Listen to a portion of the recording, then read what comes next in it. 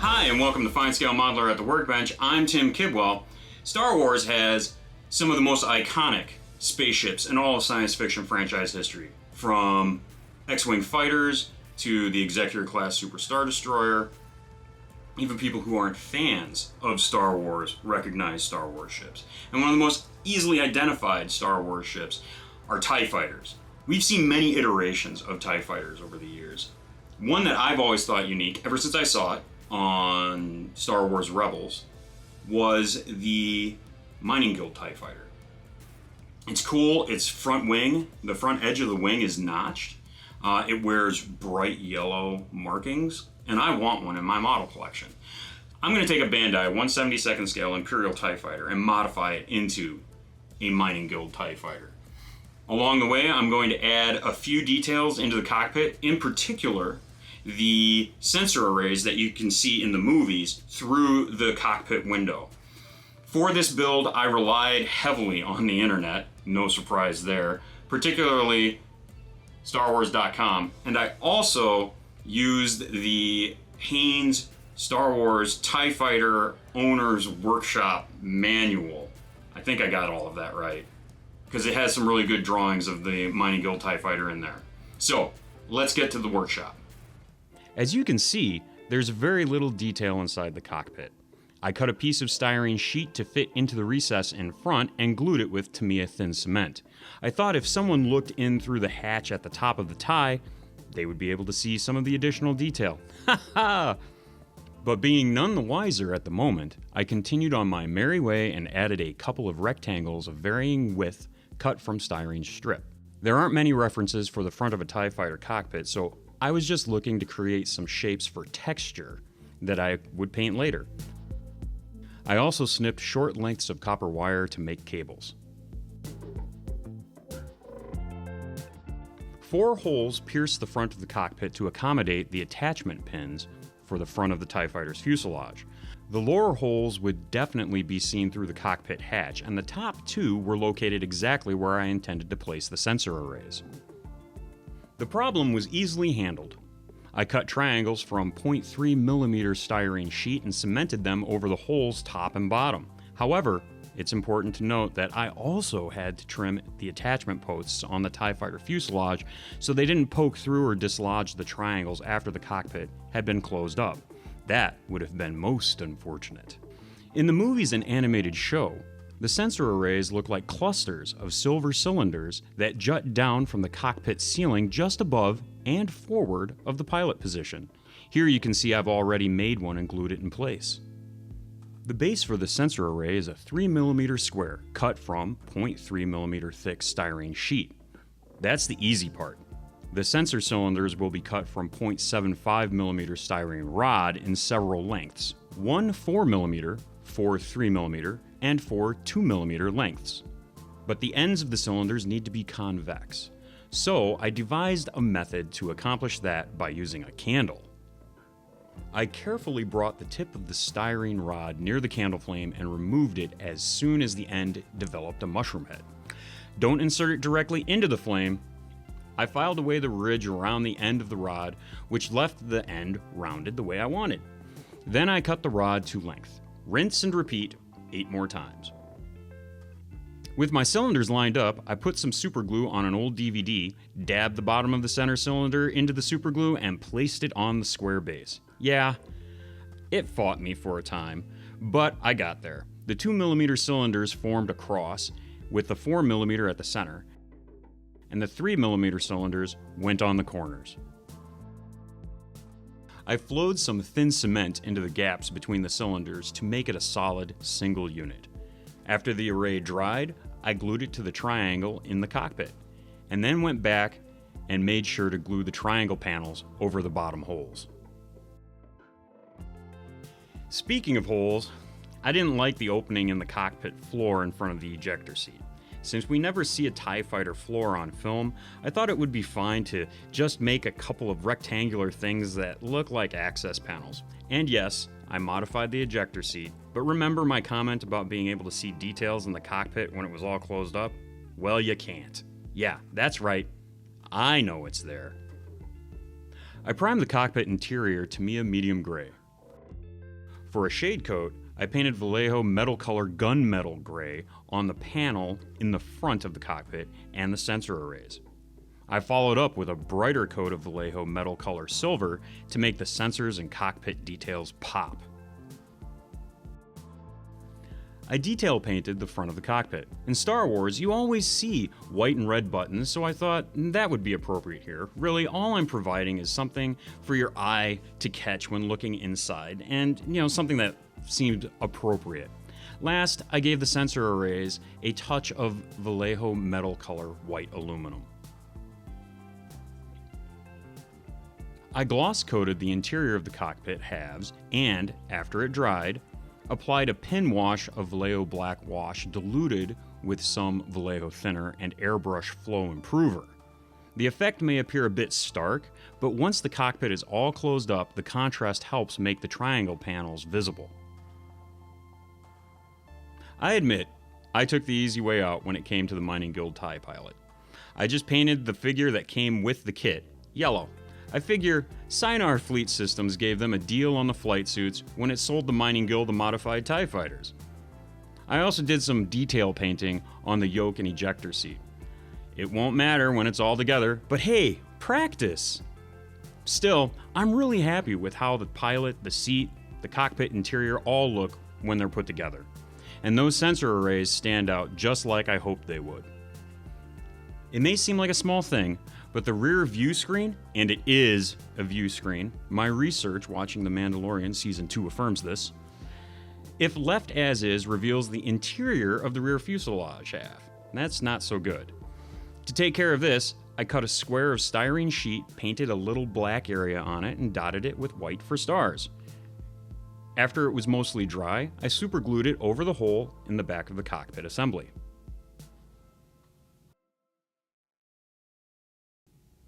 The TIE Fighter wing frames come keyed to fit specifically with their counterpart, but they look identical otherwise.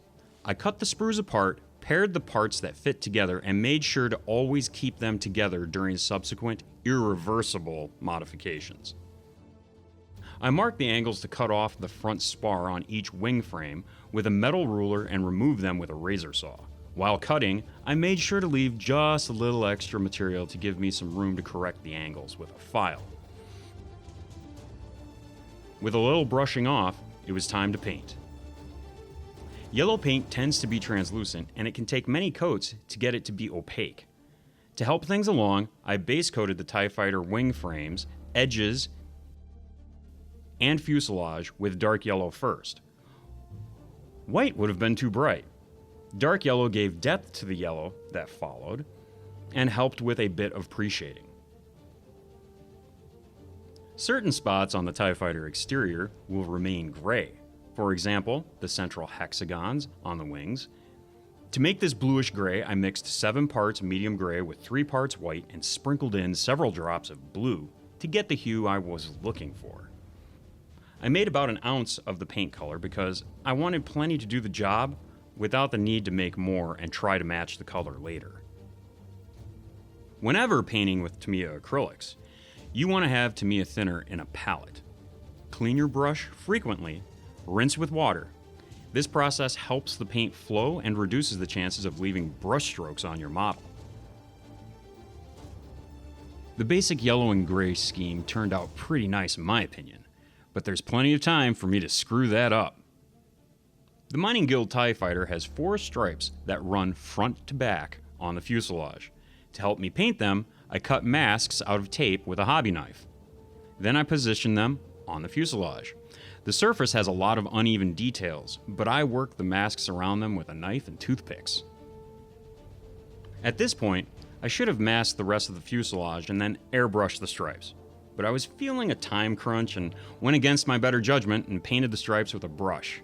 As you can imagine, I had bleed that I wouldn't have had if I had used the airbrush. Still, all in all, it wasn't as bad as it could have been. I was able to touch up the edges of the stripes with a paintbrush and dark yellow and yellow paint. And some of the mistakes will be obscured by detail painting and weathering. Did I save any time? No, but it still turned out okay, so I'm fine with the detour. Time to modify those solar panels. After triple checking that I was removing the correct panels, I marked them with a silver marker so I couldn't miss them. This is gone, this is gone, this is gone, and this is gone. I ran a sharp scribing tool along the edge of a metal ruler to start the groove to remove the solar panel. I repeated the process, carving a substantial kerf along both of the front panels, using the panel texture as a guide for the ruler. Then I switched to a number 16 hobby blade, which is perfect for scoring. Using the technique creates a straight, smooth separation that is really easy to clean up. I learned it from FineScale modeler contributor and extraordinary car modeler Mark Jones. Speaking of Mark Jones, he owns Scale Master Decals, and I supplied him with images and dimensions for the markings, and he whipped up some prototype decals of the Mining Guild shield and warning stripes for the wings. I did not want to paint those. To help the decals adhere, I brushed on Vallejo gloss varnish along the bottom for the warning markings and at the top in the shape of the shield. There's a lot of clear on these decals, and that means a lot of potential silvering.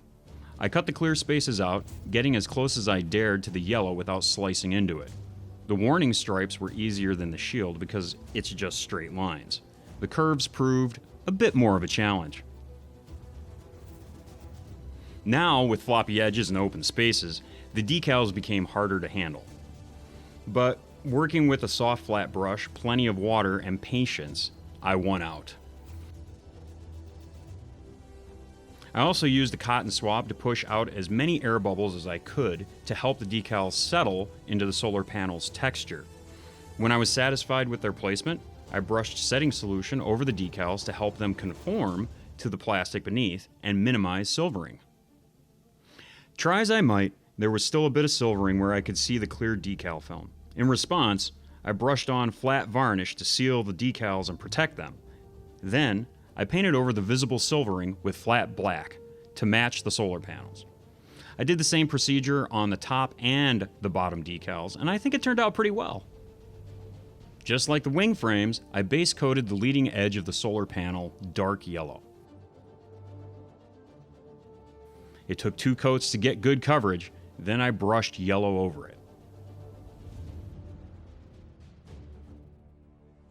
All that wonderful detail on the TIE Fighter, even with some pre-shading, needs help. After airbrushing gloss varnish on the wing frames, I applied a couple of pin washes. For the gray areas, I again turned to Vallejo black wash with a little thinner and airbrush flow improver. For the yellow areas, I used Vallejo Model Wash European Dust. I think it's cool seeing the details pop up with a simple wash, and I really enjoy this process. I used the same mixes and methods to detail the fuselage. One of the nice things about acrylic washes is that they can be cleaned up easily with water. I was able to erase a couple of mistakes with a wet cotton swab, reapply, and just kept going. The TIE Fighter is finally starting to look the part. And yes, finally, I got to put the wings together. I used super glue because I didn't want to risk thin cement flowing somewhere that I didn't want it to go. The super glue was easy to control and cured fast. And remember, the wing frames are keyed, so at this point, there was no question that they would fit together. The leading edge needed a bit of touch-up work, but otherwise, it looked as good as I had hoped. As exciting as it is to see the notched wing, there was still a lot more to do. Here, I felt I was safe to flow thin cement into the wing frame edges.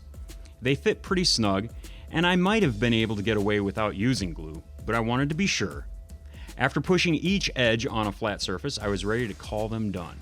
Except, what to do about these ugly gaps?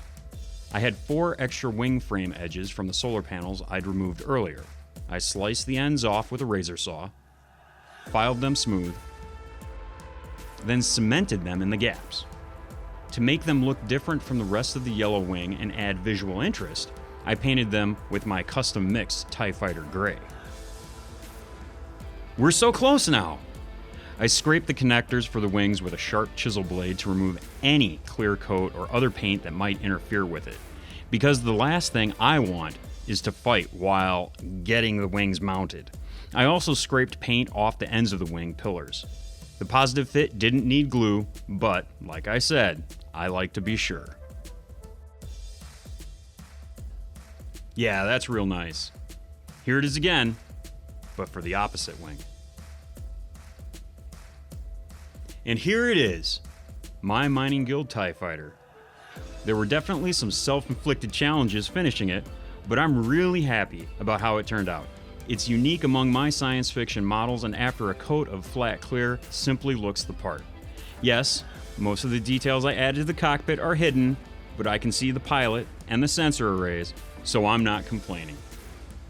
Thanks for watching, and I'll see you next time. Bye!